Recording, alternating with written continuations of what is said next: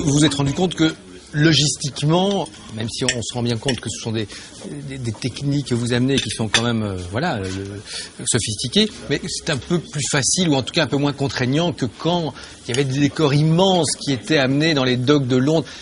Alors j'ai lu ça, je pense qu'un jour il y a une grosse boule qui est tombée d'un camion sur l'autoroute Paris-Bruxelles et qui devait servir de décor notamment c'était une grotte très grande, très grande. Ouais.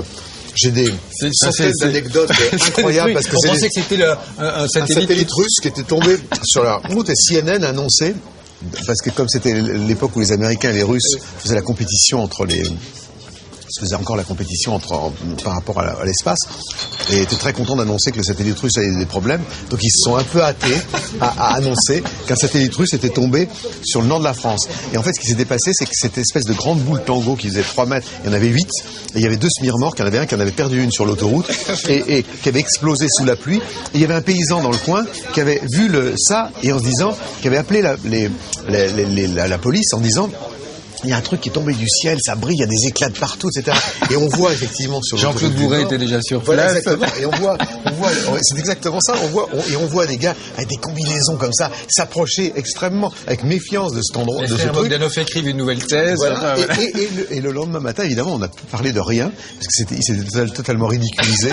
Il y avait CNN, la BBC, puis il y avait une télévision française aussi qui en avait parlé. Et après, ça a été silence radio complet.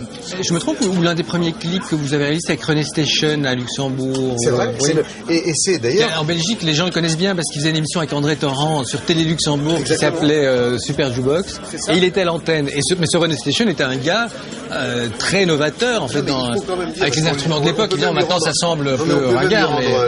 Lui rendre hommage parce que le clip d'Oxygène est le premier vidéoclip avec Bohemian Rhapsody de Queen. Et historiquement, on dit toujours que on parle toujours parce que c'est les anglo-saxons qui font l'histoire de la pop musique, donc ils disent c'est le premier clip, mais en fait le premier c'est le clip d'Oxygène de René Station qui sort à mon avis à peu près un mois avant ou quelque chose comme ça, et c'est à peu près cette époque-là. Et il a fait le premier clip qui était très drôle, enfin, avec les moyens de l'époque, qui maintenant évidemment, mais moi je le regarde toujours avec beaucoup de tendresse, c'est vraiment les balbutiements, c'est ce qu'est le cinéma muet au cinéma pour le clip, quoi. C'est vraiment le début avec des effets très naïfs, mais qui donnent une grande poésie à tout ça.